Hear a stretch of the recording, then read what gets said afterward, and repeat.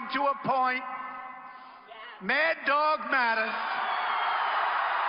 as our Secretary of Defense.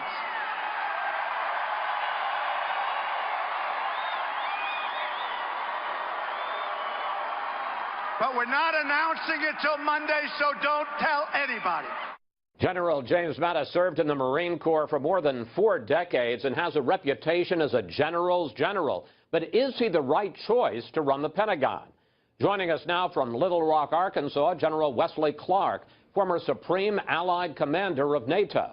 And from Miami, Ambassador Nancy Soderberg, former Deputy National Security Advisor for President Clinton. So, Ambassador Soderberg, is James Mattis the right person to be Secretary of Defense? Well, the president-elect has the right to choose anyone he wants, and there's no better general's general than Mattis, who has served our country with enormous distinction. But I think the question is, you have to look at this as a whole team.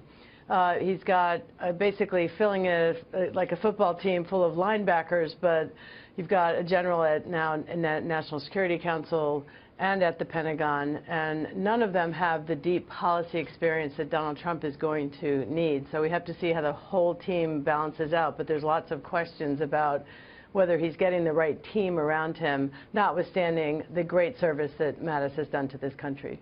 General Clark, I want to pick up on that, because there's no question that if you were the commander-in-chief and you needed somebody to seize that beachhead, that James Mattis is the guy you would choose. But is he the kind of strategic thinker to give the president the best advice when it comes to world affairs, and perhaps just as importantly, to think about the kind of military that we need to face the threats of the 21st century?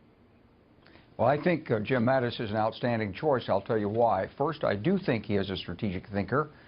He does see the big picture. He's well aware of Russia and the problems of Russia, and President-elect Trump needs someone like that who can really understand the big picture. In his recent testimony, he called for a national strategy, and so it's more than the Middle East. But he is experienced in dealing with policies at the combatant command level and executing those policies, and you need somebody who can work policies all the way down to the execution level. I do agree with what Nancy Soderberg says about needing policy expertise, but that policy expertise comes in staff members at the National Security Council staff and also at the Pentagon. The challenge for General Mattis is to take his big picture view and make sure that all the periods and commas and colons in the policy papers support that big view. Ambassador, let me bring you in. Your response to that, particularly in this question of reforming the Pentagon, creating the kind of military we need for the 21st century, does Mattis have the credentials to do that? And specifically on this issue of the waiver, because Congress is going to have to pass a waiver since he hasn't been out of the military for 7 years, do you envision any problem in Congress doing that and Mattis getting through? 3 points. On the first one, I think Mattis certainly knows the Pentagon inside and out. You want somebody who knows how to make those decisions. He's got that down. On the question of the waiver, I think he'll get this waiver. Donald Trump controls both houses of Congress. He's got the clear majority in the Senate. He may need to get a supermajority to get the waiver through. But on balance, people are going to have a problem with his 4 years versus 7 years out of the military. But they're going to give the president the team he wants. That's his right, and that's what you get when you win the election. I think the bigger question is, what kind of team is Donald Trump building? It's very odd to pick your UN ambassador before you've picked your Secretary of State. We have 2 generals in the mix here, and we still don't know who Secretary of State is going to be. General Petraeus is in the short list by all accounts. And so you could have 3 generals in the key 3 posts here. My concern, and I think all Americans want Donald Trump to succeed as a policymaker. We've got huge issues coming on here, and these are some of the tough problems. You've got cyber, you've got ISIS, you've got Libya, you've got Syria, you've got trade issues, the broad issues.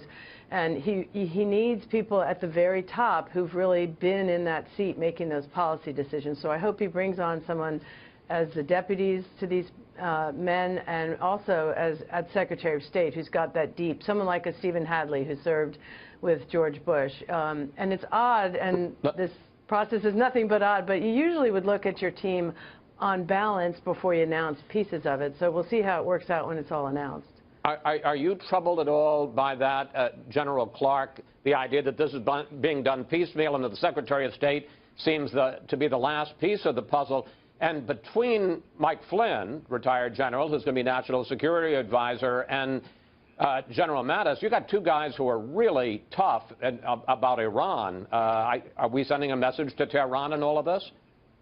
I hope we are sending a message to Iran. And, of course, Mike Flynn is a spark plug. I mean, he's got a lot of energy. He wants to get things done. He's in a very difficult position in that National Security Council position, as Nancy Soderberg was saying, because that really is all about policy, treaties, laws. You got to read the fine print, and you got to somehow do it in a way that serves the president.